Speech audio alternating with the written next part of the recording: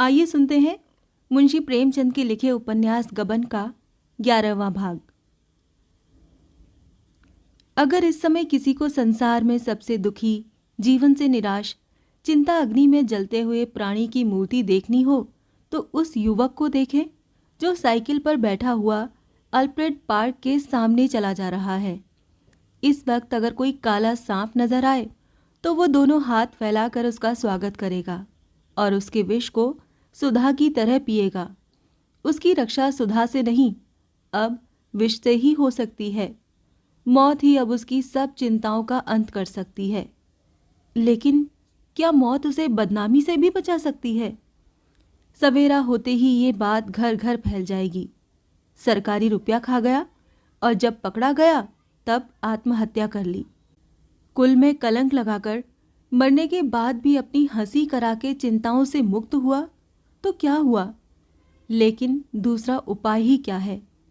अगर वो इस समय जाकर जल्पा से सारी स्थिति कह सुनाए तो वो उसके साथ अवश्य सहानुभूति दिखाएगी। जल्पा को चाहे कितना ही दुख हो पर अपने गहने निकालकर देने में एक क्षण का भी विलंब न करेगी। गहनों को गिरवी रखकर वो सरकारी रुपए अदा कर सकता है। उसे अपना पर्दा खोलना पड़ेगा। इसके सिवाय और कोई उपाय नहीं है। मन में ये निश्चय करके रमा घर की ओर चला, पर उसकी चाल में वो तेजी न थी जो मानसिक स्फूर्ति का लक्षण है। लेकिन घर पहुंचकर उसने सोचा, जब यही करना है तो जल्दी क्या है, जब चाहूंगा मांग लूंगा। कुछ देर गपशप करता रहा, फिर खाना खाकर लेटा। सहसा उसके जी में आया, क्यों ना चुपके से कोई चीज उठा ले जाऊं। कुल मर्यादा की रक्षा करने के लिए एक बार उसने ऐसा किया था। उसी उपाय से क्या वो प्राणों की रक्षा नहीं कर सकता? अपनी जबान से तो शायद वो कभी अपनी विपत्ति का हाल न कह सकेगा। इसी प्रकार आगा पीछा में पड़े हुए सवेरा हो जाएगा और तब उसे कुछ कहने का अवसर ही न मिलेगा। मगर उसे शंका हुई, कहीं जल्पा की आंख खुल जाए, फिर तो उसके लिए त्रिवेणी के सिवाय और स्थान ही न रह जाएगा। जो कुछ भी हो, एक बार तो ये उद्योग करना ही पड़ेगा। उसने धीरे से जल्पा का हाथ अपनी छाती पर से हटाया और नीचे खड़ा हो गया। उसे ऐसा ख्याल हुआ कि जल्पा हाथ हटाते ही चौंकी और फिर मालूम हुआ कि ये भ्रम मात्र था। उसे अब जल्पा के सलूके की जेब से चाबियों का गुच्छा निकालना था। देर करने का अवसर न था। नींद में भी निम्न चेतना अपना काम करती रहती है। बालक कितना ही गाफिल सोया हो, माता के चारपाई से उठते ही जाग पड़ता है। लेकिन जब चाबी निकालने के लिए झुका तो उसे जान पड़ा जल्पा मुस्कुरा रही है। उसने झट हाथ खींच लिया और लैंप के क्षीण प्रकाश में जल्पा के मुख की ओर देखा, जो कोई सुखद स्वप्न देख रही थी। उसकी स्वप्न सुख विलसित छवि देखकर उसका मन कातर हो उठा। हाय, इस सरला के साथ मैं ऐसा विश्वासघात करूं जिसके लिए मैं अपने प्राणों को भेंट कर सकता हूं, उसी के साथ ये कपट। जल्पा का निष्कपट स्नेहपूर्ण हृदय मानो उसके मुख मंडल पर अंकित हो रहा था। आह, जिस समय इसे ज्ञात होगा इसके गहने फिर चोरी हो गए, इसकी क्या दशा होगी। पछाड़ खाएगी, सिर के बाल नोचेगी। वो किन आंखों से उसका ये क्लेश देखेगा। उसने सोचा, मैंने इसे आराम ही कौन सा पहुंचाया है। किसी दूसरे से विवाह होता तो अब तक वो रत्नों से लद जाती। दुर्भाग्यवश इस घर में आई जहां कोई सुख नहीं, उल्टे और रोना पड़ा। रमा फिर चारपाई पर लेट रहा। उसी वक्त जल्पा की आंखें खुल गईं। उसके मुख की ओर देखकर बोली, तुम कहाँ गए थे? मैं अच्छा सपना देख रही थी। बड़ा बाग है और हम तुम दोनों उसमें टहल रहे हैं। इतने में तुम न जाने कहाँ चले जाते हो और एक साधु आकर मेरे सामने खड़ा हो जाता है। बिल्कुल देवताओं का सा उसका स्वरूप है। वो मुझसे कहता है, बेटी, मैं तुझे वर देने आया हूँ, मांग। क्या मांगती है? मैं तुम्हें इधर उधर खोज रही थी कि तुमसे पूछूं क्या मांगूं, और तुम कहीं दिखाई नहीं देते। मैं सारा बाग छान आई, पेड़ों पर झांक कर देखा, तुम न जाने कहाँ चले गए हो। बस इतने में नींद खुल गई, वरदान न मांगने पाई। रमा ने मुस्कुराते हुए कहा। क्या वरदान मांगती? मांगती जो जी में आता। तुम्हें क्या बता दूं? नहीं, बताओ। शायद तुम बहुत सा धन मांगती। धन को तुम बहुत बड़ी चीज समझते होगे। मैं तो कुछ नहीं समझती। हाँ, मैं तो समझता हूँ। निर्धन रहकर जीना मरने से भी बदतर है। मैं अगर किसी देवता को पकड़ पाऊं तो बिना काफी रुपए लिए न मानूं। मैं सोने की दीवार नहीं खड़ी करना चाहता। न राग ठल्लर और कार्नेगी बनने की मेरी इच्छा है। मैं केवल इतना धन चाहता हूँ कि ज़रूरत की मामूली चीज़ों के लिए तरसना न पड़े। बस कोई देवता मुझे 5 लाख दे दे तो फिर मैं उससे कुछ न मांगूंगा। हमारे ही गरीब मुल्क में ऐसे कितने ही रईस, सेठ, ताल्लुकेदार हैं जो 5 लाख एक साल में खर्च करते हैं। बल्कि कितनों का ही तो माहवार खर्च 5 लाख होगा। मैं तो इसमें 7 जीवन काटने को तैयार हूँ, मगर मुझे कोई इतना भी नहीं देता। तुम क्या मांगती? अच्छे अच्छे गहने? जल्पा ने त्योरियां चढ़ाकर कहा। क्यों चढ़ाते हो मुझे? क्या मैं गहनों पर और स्त्रियों से ज्यादा जान देती हूँ? मैंने तो तुमसे कभी आग्रह नहीं किया। तुम्हें जरूरत हो तो आज इन्हें उठाकर ले जाओ, मैं खुशी से दे दूंगी। रमा ने मुस्कुरा कर कहा। तो फिर बतलाती क्यों नहीं? जल्पा, मैं यही मांगती कि मेरा स्वामी सदा मुझसे प्रेम करता रहे, उसका मन कभी मुझसे न गिरे। रमा ने हंसकर कहा। क्या तुम्हें इसकी भी शंका है? तुम देवता भी होते तो शंका होती। तुम तो आदमी हो। मुझे तो ऐसी कोई स्त्री न मिली जिसने अपने पति की निष्ठुरता का दुखड़ा न रोया हो। 1-2 साल तो वो खूब प्रेम करते हैं, फिर न जाने क्यों उन्हें स्त्री से अरुचि सी हो जाती है, मन चंचल होने लगता है। औरत के लिए इससे बड़ी विपत्ति नहीं। उस विपत्ति से बचने के सिवाय मैं और क्या वरदान मांगती? ये कहते हुए जल्पा ने पति की गले में बाहें डाल दीं और प्रणय संचित नजरों से देखती हुई बोली। सच बताना, तुम अब भी मुझे वैसे ही चाहते हो जैसे पहले चाहते थे? देखो, सच कहना, बोलो। रमा ने जल्पा के गले से चिमट कर कहा। उससे कहीं अधिक, लाख गुना। जल्पा ने हंसकर कहा। झूठ, बिल्कुल झूठ, 16 आना झूठ। रमानाथ, ये तुम्हारी जबरदस्ती है। आखिर ऐसा तुम्हें कैसे जान पड़ा? जल्पा, आंखों से देखती हूं, और कैसे जान पड़ा? तुमने मेरे पास न बैठने की कसम खा ली है। जब देखो तुम गुमसुम रहते हो। मुझसे प्रेम होता तो मुझ पर विश्वास भी होता। बिना विश्वास के प्रेम हो ही कैसे सकता है? जिससे तुम अपनी बुरी से बुरी बात न कह सको, उससे तुम प्रेम नहीं कर सकते। हाँ, उसके साथ विहार कर सकते हो, विलास कर सकते हो, उसी तरह जैसे कोई वैश्या के पास जाता है। वैश्या के पास लोग आनंद उठाने ही जाते हैं, कोई उससे मन की बात कहने नहीं जाता। तुम्हारी भी वही दशा है। बोलो, है या नहीं? आंखें क्यों छुपाते हो? क्या मैं देखती नहीं? तुम बाहर से कुछ घबराए हुए आते हो। बातें करते समय देखती हूँ, तुम्हारा मन किसी और तरफ रहता है। भोजन में भी देखती हूँ, तुम्हें कोई आनंद नहीं आता। दाल गाढ़ी है या पतली, शाक कम है या ज़्यादा, चावल में कनी है या पक गए हैं, इस तरफ तुम्हारी निगाह नहीं जाती। बेगार की तरह भोजन करते हो और जल्दी से भागते हो। मैं ये सब क्या नहीं देखती? मुझे देखना नहीं चाहिए? मैं विलासिनी हूँ, इसी रूप में तो तुम मुझे देखते हो। मेरा काम है विहार करना, विलास करना, आनंद करना। मुझे तुम्हारी चिंताओं से क्या मतलब? मगर ईश्वर ने वैसा हृदय नहीं दिया। क्या करूं? मैं समझती हूँ जब मुझे जीवन ही व्यतीत करना है, जब मैं केवल तुम्हारे लिए मनोरंजन की ही वस्तु हूँ, तो क्यों अपनी जान विपत्ति में डालूं? जल्पा ने रमा से कभी दिल खोलकर बात न की थी। वो इतनी विचारशील है, उसने अनुमान ही न किया था। वो उसे वास्तव में रमणी ही समझता था। अन्य पुरुषों की भांति वो भी पत्नी को इसी रूप में देखता था। वो उसके यौवन पर मुग्ध था। उसकी आत्मा का स्वरूप देखने की कभी चेष्टा ही न की थी। शायद वो समझता था इसमें आत्मा है ही नहीं।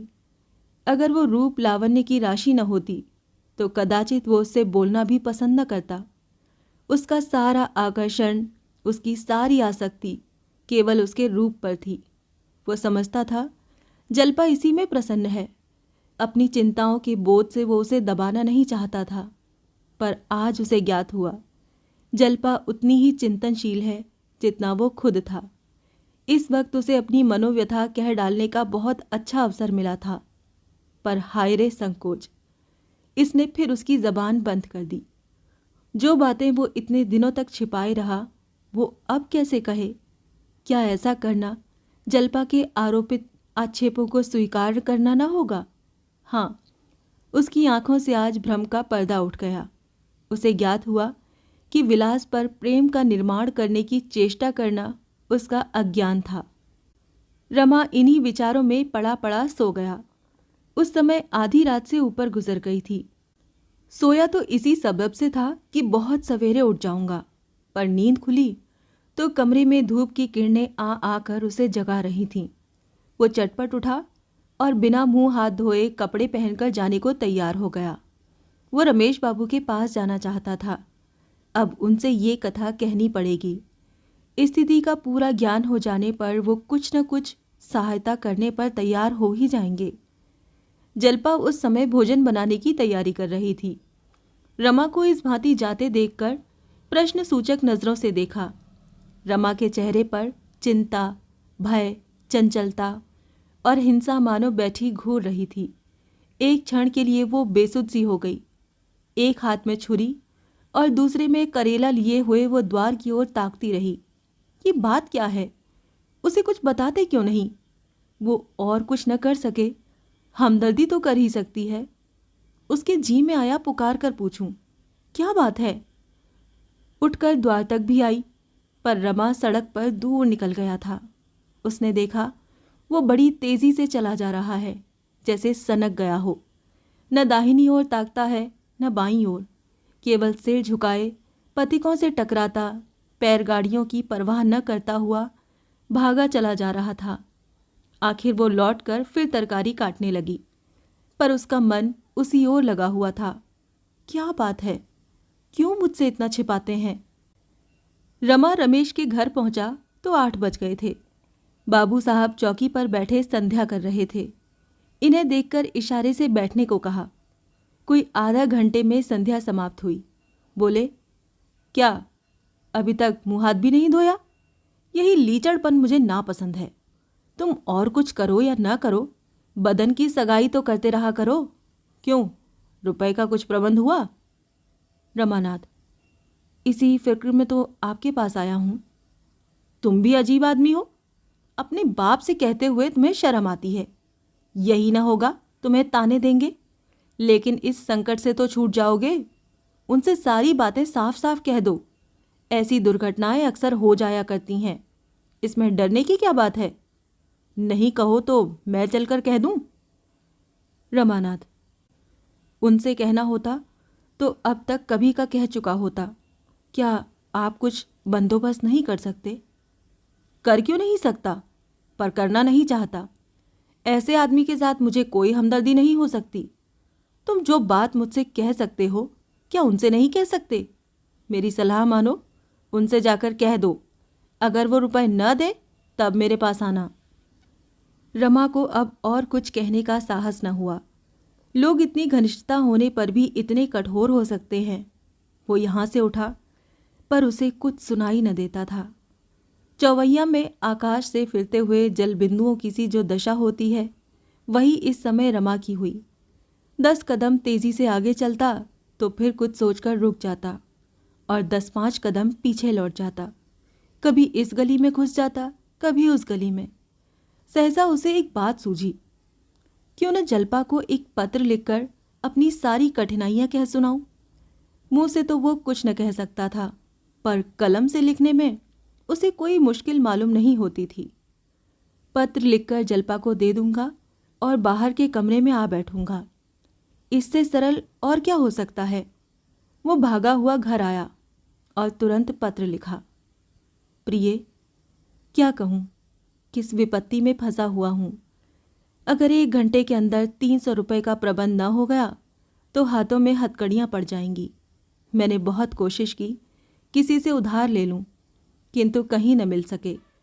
अगर तुम अपने 2-1 जेवर दे दो तो मैं गिरवी रखकर काम चला लूं। ज्यों ही रुपए हाथ आ जाएंगे छुड़ा दूंगा। अगर मजबूरी ना आ पड़ती तो तुम्हें कष्ट न देता। ईश्वर के लिए रुष्ट न होना, मैं बहुत जल्द छुड़ा दूंगा। अभी ये पत्र समाप्त न हुआ था कि रमेश बाबू मुस्कुराते हुए आकर बैठ गए और बोले, कहा उनसे तुमने? रमा ने सिर झुकाकर कहा, अभी तो मौका नहीं मिला। तो क्या 2-4 दिन में मौका मिलेगा? मैं डरता हूं कि कहीं आज भी तुम यूं ही खाली हाथ न चले जाओ, नहीं तो गजब ही हो जाए। रमानाथ, जब उनसे मांगने का निश्चय कर लिया तो अब क्या चिंता। रमेश, आज मौका लगे तो जरा रतन के पास चले जाना। उस दिन मैंने कितना जोर देकर कहा था, लेकिन मालूम होता है तुम भूल गए। रमानाथ, भूल तो नहीं गया, लेकिन उनसे कहते शर्म आती है। रमेश, अपने बाप से कहते भी शर्म आती है। अगर अपने लोगों में ये संकोच न होता तो आज हमारी ये दशा क्यों होती। रमेश बाबू चले गए तो रमा ने पत्र उठाकर जेब में डाला और उसे जल्पा को देने का निश्चय करके घर में गया। जल्पा आज किसी महिला के घर जाने को तैयार थी। थोड़ी देर हुई, बुलावा आ गया। उसने अपनी सबसे सुंदर साड़ी पहनी थी। हाथों में जड़ाऊ कंगन शोभा दे रहे थे। गले में चंद्रहार, आईना सामने रखे हुए कानों में झुमके पहन रही थी। रमा को देखकर बोली, आज सवेरे कहाँ चले गए थे? हाथ मुंह तक न धोया। दिन भर तो बाहर रहते ही हो। शाम सवेरे तो घर पर रहा करो। तुम नहीं रहते तो घर सूना सूना लगता है। मैं भी सोच रही थी मुझे मैके जाना पड़े तो मैं जाऊं या ना जाऊं। मेरा जी तो वहां बिल्कुल न लगे। रमानाथ, तुम तो कहीं जाने को तैयार बैठी हो। जल्पा, सेठानी जी ने बुला भेजा है, दोपहर तक चली आऊंगी। रमा की दशा इस समय उस शिकारी की सी थी जो हिरनी को अपने शावकों के साथ किलोल करते देखकर तनी हुई बंदूक कंधे पर रख लेता है और वो वात्सल्य और प्रेम की क्रीड़ा देखने में तल्लीन हो जाता है। उसे अपनी ओर टकटकी लगाए देखकर जल्पा ने मुस्कुराते हुए कहा, देखो, मुझे नजर न लगा देना, मैं तुम्हारी आंखों से बहुत डरती हूँ।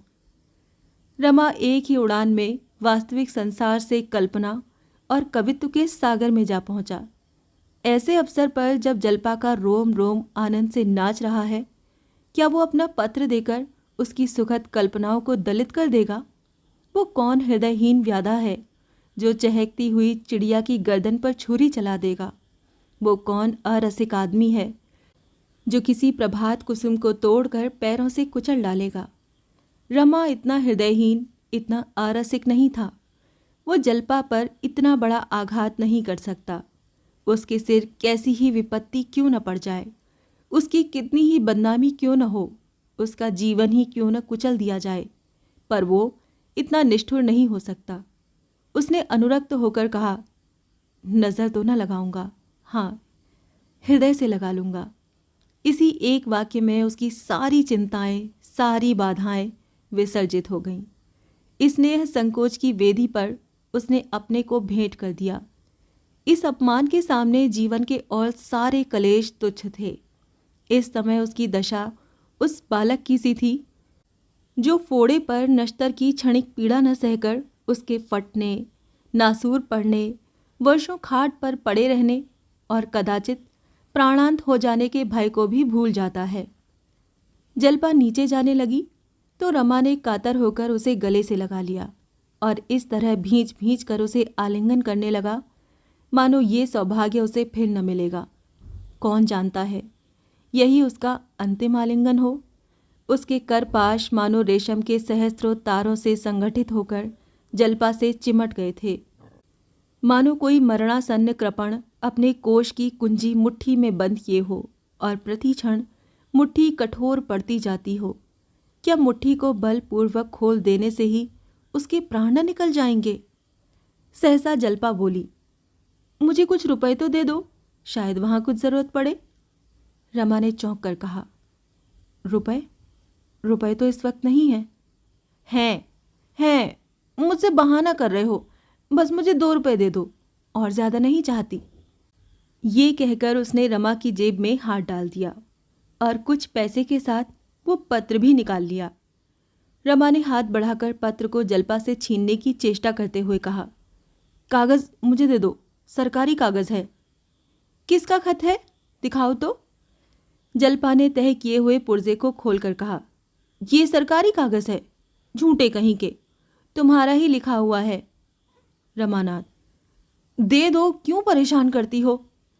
रमा ने फिर कागज छीन लेना चाहा तो जल्पा ने हाथ पीछे उधर कर कहा, मैं बिना पढ़े ना दूंगी, कह दिया, ज्यादा जिद करोगे तो फाड़ डालूंगी। रमानाथ, अच्छा फाड़ डालो, तब तो जरूर पढ़ूंगी। उसने 2 कदम पीछे हटकर फिर खत को खोला और पढ़ने लगी। रमा ने फिर उसके हाथ से कागज छीनने की कोशिश नहीं की। उसे जान पड़ा आसमान फट पड़ा है, मानो कोई भयंकर जंतु उसे निगलने के लिए बढ़ा चला आता है। वो धड़ धड़ करता हुआ ऊपर से उतरा और घर के बाहर निकल गया। कहाँ अपना मुंह छिपा ले, कहाँ छिप जाए कि कोई उसे देख न सके। उसकी दशा वही थी जो किसी नंगे आदमी की होती है। वो सिर से पांव तक कपड़े पहने हुए भी नंगा था। आह, सारा पर्दा खुल गया, उसकी सारी कपट लीला खुल गई। जिन बातों को छिपाने की उसने इतने दिनों चेष्टा की, जिनको गुप्त रखने के लिए उसने कौन कौन सी कठिनाइयां नहीं झेली, उन सबों ने आज मानो उसके मुंह पर कालिक पोत दी।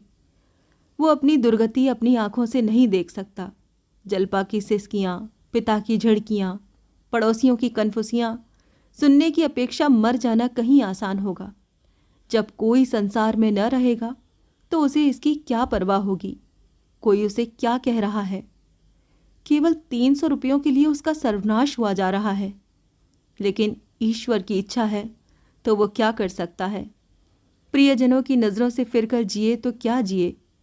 जल्पा उसे कितना नीच, कितना कपटी, कितना धूर्त, कितना कपोड़िया समझ रही होगी। क्या वो अपना मुंह दिखा सकता है? क्या संसार में कोई ऐसी जगह नहीं जहां वो नए जीवन का सूत्रपात कर सके, जहां वो संसार से अलग थलग सबसे मुंह मोड़कर अपना जीवन काट सके, जहां वो इस तरह छिप जाए कि पुलिस उसका पता न पा सके। गंगा की गोद के सिवाय ऐसी जगह और कहाँ थी। अगर जीवित रहा तो महीने 2 महीने में अवश्य ही पकड़ लिया जाएगा। उस समय उसकी क्या दशा होगी। वो हथकड़ियाँ और बेड़ियाँ पहने अदालत में खड़ा होगा। सिपाहियों का एक दल उसके ऊपर सवार होगा। सारे शहर के लोग उसका तमाशा देखने जाएंगे। जल्पा भी जाएगी, रतन भी जाएगी, उसके पिता, संबंधी, मित्र, अपने पराये सभी भिन्न भिन्न भावों से उसकी दुर्दशा का तमाशा देखेंगे। नहीं, वो अपनी मिट्टी यूं न खराब करेगा, न करेगा। इससे कहीं अच्छा है कि वो डूब मरे। मगर फिर ख्याल आया कि जल्पा किसकी होकर रहेगी। हाय, मैं अपने साथ उसे भी ले डूबा। बाबूजी और अम्मा जी तो रोध होकर सब्र कर लेंगे, पर उसकी रक्षा कौन करेगा। क्या वो छिपकर नहीं रह सकता? क्या शहर से दूर किसी छोटे से गांव में वो अज्ञातवास नहीं कर सकता? संभव है कभी जल्पा को उस पर दया आए, उसके अपराधों को क्षमा कर दे। संभव है उसके पास धन भी हो जाए, पर यह असंभव है कि वो उसके सामने आंखें सीधी कर सके। न जाने इस समय उसकी क्या दशा होगी। शायद मेरे पत्र का आशय समझ गई हो, शायद परिस्थिति का उसे कुछ ज्ञान हो गया हो, शायद उसने अम्मा को मेरा पत्र दिखाया हो और दोनों घबराई हुई मुझे खोज रही हों। शायद पिताजी को बुलाने के लिए लड़कों को भेजा गया हो। चारों तरफ मेरी तलाश हो रही होगी, कहीं कोई इधर भी ना आता हो। कदाचित मौत को देखकर भी वो इस समय इतना भयभीत न होता जितना किसी परिचित को देखकर। आगे पीछे चौकन्नी आंखों से ताकता हुआ वो जलती हुई धूप में चला जा रहा था। कुछ खबर न थी कि सहसा रेल की सीटी सुनकर वो चौंक पड़ा। अरे, मैं इतने दूर निकल आया। रेलगाड़ी सामने खड़ी थी। उसे उस पर बैठ जाने की प्रबल इच्छा हुई, मानो उसमें बैठते ही वो सारी बाधाओं से मुक्त हो जाएगा। मगर जेब में रुपए न थे, उंगली में अंगूठी पड़ी हुई थी। उसने कुलियों के जमादार को बुलाकर कहा, कहीं ये अंगूठी बिकवा सकते हो? 1 रुपया तुम्हें दूंगा। मुझे गाड़ी में जाना है। रुपए लेकर घर से चला था, पर मालूम होता है कहीं गिर गए। फिर लौटकर जाने में गाड़ी न मिलेगी और बड़ा भारी नुकसान हो जाएगा। जमादार ने उसे सिर से पांव तक देखा, अंगूठी ली और स्टेशन के अंदर चला गया। रमा टिकट घर के सामने टहलने लगा। आंखें उसकी ओर लगी हुई थीं। 10 मिनट गुजर गए और जमादार का कहीं पता नहीं। अंगूठी लेकर कहीं गायब तो नहीं हो जाएगा। स्टेशन के अंदर जाकर उसे खोजने लगा। एक कुली से पूछा। उसने पूछा, जमादार का नाम क्या है? रमा ने जबान दांतों से काट ली। नाम तो पूछा ही नहीं, बतलाए क्या? इतने में गाड़ी ने सीटी दी। रमा अधीर हो उठा। समझ गया, जमादार ने चकमा दिया। बिना टिकट लिए ही गाड़ी में आ बैठा। मन में निश्चय कर लिया, साफ कह दूंगा, मेरे पास टिकट नहीं है। अगर उतरना भी पड़ा तो यहाँ से 10-5 कोस तो चला ही जाऊंगा। गाड़ी चल दी। उस वक्त रमा को अपनी दशा पर रोना आ गया। हाय, न जाने उसे कभी लौटना नसीब भी होगा या नहीं। फिर ये सुख के दिन कहाँ मिलेंगे। ये दिन तो गए, हमेशा के लिए गए। इसी तरह सारी दुनिया से मुंह छिपाए वो एक दिन मर जाएगा। कोई उसकी लाश पर आंसू बहाने वाला भी न होगा। घर वाले भी रो धोकर चुप हो रहेंगे। केवल थोड़े से संकोच के कारण उसकी ये दशा हुई। उसने शुरू ही से जल्पा से अपनी सच्ची हालत कह दी होती तो आज उसे मुंह पर कालिख लगाकर क्यों भागना पड़ता। मगर कहता कैसे? वो अपने को अभागिनी न समझने लगती। कुछ न सही, कुछ दिन तो उसने जल्पा को सुखी रखा। उसकी लालसाओं की हत्या तो न होने दी। रमा के संतोष के लिए अब इतना ही काफी था। अभी गाड़ी चले 10 मिनट भी न बीते होंगे। गाड़ी का दरवाज़ा खुला और टिकट बाबू अंदर आए। रमा के चेहरे पर हवाइयाँ उड़ने लगीं। एक क्षण में वो उसके पास आ जाएगा। इतने आदमियों के सामने उसे कितना लज्जित होना पड़ेगा। उसका कलेजा धक धक करने लगा। ज्यों ही टिकट बाबू उसके समीप आते थे, उसकी नाड़ी की गति तीव्र होती जाती थी।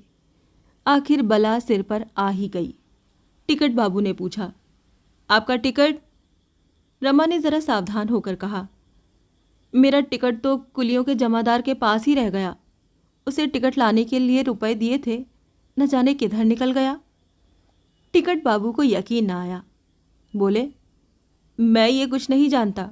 आपको अगले स्टेशन पर उतरना होगा। आप कहाँ जा रहे हैं? रमानाथ, सफ़र तो बड़ी दूर का है, कलकत्ता तक जाना है। टिकट बाबू, आगे के स्टेशन पर टिकट ले लीजिएगा। रमानाथ, यही तो मुश्किल है। मेरे पास 50 का नोट था। खिड़की पर बड़ी भीड़ थी। मैंने नोट उस जमादार को टिकट लाने के लिए दिया, पर वो ऐसा गायब हुआ कि लौटा ही नहीं। शायद आप उसे पहचानते हो।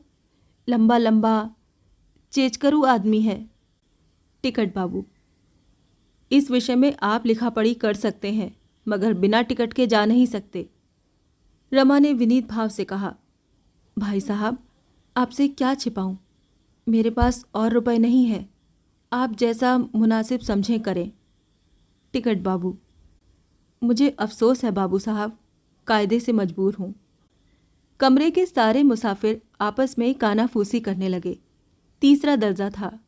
अधिकांश मजदूर बैठे हुए थे, जो मजूरी की टोह में पूरब जा रहे थे।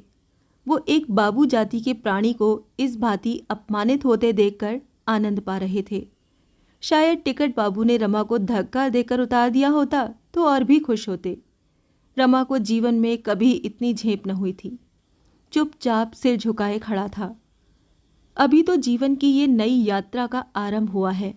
न जाने आगे क्या हो, क्या क्या विपत्तियां झेलनी पड़ेंगी, किस किस के हाथों धोखा खाना पड़ेगा। उसके जी में आया, गाड़ी से यहीं कूद पड़ूं। इस छीछा लेदर से तो मर जाना ही अच्छा। उसकी आंखें भर आईं। उसने खिड़की से सिर बाहर निकाल लिया और रोने लगा। सहसा एक बूढ़े आदमी ने, जो उसके पास ही बैठा हुआ था, पूछा, कलकत्ता में कहाँ जाओगे बाबूजी? रमा ने समझा वो गंवार मुझे बना रहा है। झुंझला कर बोला, तुमसे मतलब? मैं कहीं भी जाऊंगा। बूढ़े ने इस उपेक्षा पर कुछ भी ध्यान न दिया। बोला, मैं भी वहीं चलूंगा। हमारा तुम्हारा साथ हो जाएगा। फिर धीरे से बोला, किराए के रुपए मुझसे ले लो, वहां दे देना। रमा ने उसकी ओर ध्यान से देखा। कोई 60-70 साल का बूढ़ा घुला हुआ आदमी था। मांस तो क्या, हड्डियां तक फूल गई थीं। मूंछ और सिर के बाल मुड़े हुए थे। एक छोटी सी बच्ची के सिवाय उसके पास कोई आसपास भी न था। रमा को अपनी ओर ताकते देखकर वो फिर बोला, आप हावड़े ही उतरेंगे या और कहीं जाएंगे? रमा ने एहसान के भार से दबकर कहा, बाबा, आगे मैं उतर पड़ूंगा, रुपए का कोई बंदोबस्त करके फिर आऊंगा। बूढ़ा, तुम्हें कितने रुपए चाहिए? मैं भी तो वहीं चल रहा हूं, जब चाहे दे देना। क्या मेरे 10-5 रुपए लेकर भाग जाओगे? कहाँ घर है? यहीं, प्रयाग में रहता हूं। बूढ़े ने भक्ति के भाव से कहा, मान्य है प्रयाग, धन्य है। मैं भी त्रिवेणी का स्नान करके आ रहा हूं। सचमुच देवताओं की पुरी है। तो क्या रुपए निकालूं? रमा ने सकुचाते हुए कहा, मैं चलते ही चलते रुपया न दे सकूंगा, ये समझ लो। बूढ़े ने सरल भाव से कहा, अरे बाबूजी, मेरे 10-5 रुपए लेकर तुम भाग थोड़े ही जाओगे। मैंने तो देखा, प्रयाग के पंडे यात्रियों को बिना लिखाए पढ़ाए रुपए दे देते हैं। 10 रुपए में तुम्हारा काम चल जाएगा? रमा ने सिर झुकाकर कहा, हाँ, इतने बहुत हैं। टिकट बाबू को किराया देकर रमा सोचने लगा, ये बूढ़ा कितना सरल, कितना परोपकारी, कितना निष्कपट जीव है। जो लोग सभ्य कहलाते हैं, उनमें कितने आदमी ऐसे निकलेंगे जो बिना जान पहचान किसी यात्री को उबार लें। गाड़ी के और मुसाफिर भी बूढ़े को श्रद्धा की नज़रों से देखने लगे। रमा को बूढ़े की बातों से मालूम हुआ कि वो जाति का खटिक है। कलकत्ता में उसकी शाक भाजी की दुकान है। रहने वाला तो बिहार का है, पर 40 साल से कलकत्ता ही में रोजगार कर रहा है। देवी दीन नाम है। बहुत दिनों से तीर्थ यात्रा की इच्छा थी। बद्रीनाथ की यात्रा करके लौटा जा रहा है। रमा ने आश्चर्य से पूछा, तुम बद्रीनाथ की यात्रा कर आए? वहां तो पहाड़ों की बड़ी बड़ी चढ़ाइयां हैं। देवी दीन, भगवान की दया होती है तो सब कुछ हो जाता है बाबूजी, उनकी दया चाहिए। रमानाथ, तुम्हारे बाल बच्चे तो कलकत्ता ही में होंगे। देवी दीन ने रूखी हंसी हंसकर कहा, बाल बच्चे तो सब भगवान के घर गए। 4 बेटे थे, 2 का ब्याह हो गया था, सब चल दिए। मैं बैठा हुआ हूँ, मुझी से तो सब पैदा हुए थे। अपने बोए हुए बीज को किसान ही तो काटता है। ये कहकर वो फिर हंसा। जरा देर बाद बोला, बुढ़िया अभी जीती है, देखें हम दोनों में पहले कौन चलता है। वो कहती है पहले मैं जाऊंगी, मैं कहता हूँ पहले मैं जाऊंगा। देखो किसकी टेक रहती है। बन पड़ा तो तुम्हें दिखाऊंगा। अब भी गहने पहनती है, सोने की बालियां, सोने की हंसली पहने दुकान पर बैठी रहती है। जब कहा कि चल तीर्थ कराएं तो बोली, तुम्हारे तीर्थ के लिए क्या दुकान मिट्टी में मिला दूं। ये है जिंदगी का हाल। आज मरे कि कल मरे, मगर दुकान न छोड़ेगी। न कोई आगे न कोई पीछे, न कोई रोने वाला न कोई हंसने वाला, मगर माया बनी हुई है। अब भी एक न एक गहना बनवाती ही रहती है। न जाने कब उसका पेट भरेगा। सब घरों का यही हाल है। जहाँ देखो हाय गहने, हाय गहने। गहने के पीछे जान दे दें। घर के आदमियों को भूखा मारें, घर की चीज़ें बेचें और कहाँ तक कहूँ अपनी आबरू तक बेच दें। छोटे बड़े अमीर गरीब सबको यही रोग लगा हुआ है। कलकत्ता में कहाँ काम करते हो भैया? रमानाथ, अभी तो जा रहा हूँ, देखूँ कोई नौकरी चाकरी मिलती है या नहीं। देवी दीन, तो फिर मेरे ही घर ठहरना। 2 कोठरियाँ हैं, सामने दलान है, एक कोठरी ऊपर है। आज बेचूं तो 10,000 मिले। एक कोठरी तुम्हें दे दूंगा, जब कहीं काम मिल जाए तो अपना घर ले लेना। 50 साल हुए घर से भाग कर हावड़े गया था, तब से सुख भी देखे दुख भी देखे। अब मना रहा हूँ, भगवान ले चलो। हाँ, बुढ़िया को अमर कर दो, नहीं तो उसकी दुकान कौन लेगा, घर कौन लेगा और गहने कौन लेगा। ये कहकर देवी दीन फिर हंसा। वो इतना हंसोड़, इतना प्रसन्न चित्त था कि रमा को आश्चर्य हो रहा था। बेबात की बात पर हंसता था। जिस बात पर और लोग रोते हैं उस पर उसे हंसी आती थी। किसी जवान को भी रमा ने यूं हंसते न देखा था। इतनी ही देर में उसने अपनी सारी जीवन कथा कह सुनाई। कितने ही लतीफ़े याद थे। मालूम होता था रमा से वर्षों की मुलाकात है। रमा को भी अपने विषय में एक मनगढ़ंत कथा कहनी पड़ी। देवी दीन, तो तुम भी घर से भाग कर आए हो? समझ गया, घर में झगड़ा हुआ होगा। बहू कहती होगी मेरे पास गहने नहीं, मेरा नसीब जल गया। सास बहू में पटती न होगी। उनका कलह सुन सुनकर जी और खट्टा हो गया होगा। हाँ बाबा, बात यही है। तुम कैसे जान गए? देवी दीन हंसकर बोला, ये बड़ा भारी काम है भैया। इसे तेली की खोपड़ी पर जगाया जाता है। अभी लड़के वाले तो नहीं है ना? नहीं, अभी तो नहीं है। छोटे भाई होंगे। रमा चकित होकर बोला, हाँ दादा, ठीक कहते हो। तुमने कैसे जाना? देवी दिन फिर ठट्टा मारकर बोला, ये सब कर्मों का खेल है। ससुराल धनी होगी, क्यों? हाँ दादा, है तो, मगर हिम्मत न होगी। बहुत ठीक कहते हो दादा, बड़े कम हिम्मत हैं। जब से विवाह हुआ अपनी लड़की तक को तो बुलाया नहीं। समझ गया भैया, यही दुनिया का दस्तूर है। बेटे के लिए कहो चोरी करे, भीख मांगे। बेटी के लिए घर में कुछ है ही नहीं। 3 दिन से रमा को नींद न आई थी। दिन भर रुपए के लिए मारा मारा फिरता, रात भर चिंता में पड़ा रहता। इस वक्त बातें करते करते उसे नींद आ गई। गर्दन झुकाकर झपकी लेने लगा। देवी दीन ने तुरंत अपनी गठरी खोली, उसमें से एक दरी निकाली और तख्त पर बिछाकर बोला, तुम यहाँ आकर लेट रहो भैया, मैं तुम्हारी जगह पर बैठ जाता हूँ। रमा लेट रहा। देवी दीन बार बार उसे स्नेह भरी आंखों से देख रहा था, मानो उसका पुत्र कहीं परदेश से लौटा हो। इससे आगे की कहानी जानने के लिए सुनिए गबन का अगला भाग।